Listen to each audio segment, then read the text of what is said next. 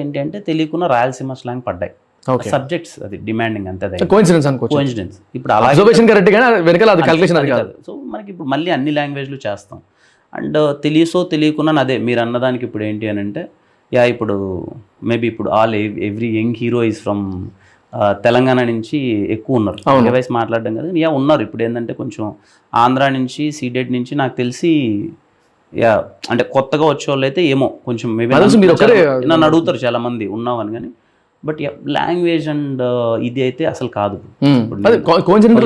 ఆఫీస్లో ఉన్నారు స్టాఫ్ మొత్తము ఒక్కొక్కరు ఒక్కొక్క ఏరియా నుంచి, వరంగల్ ఒకరు, కరీంనగర్ ఒకరు, మండపేట ఒకరు, వైజాగ్ మోస్ట్లీ.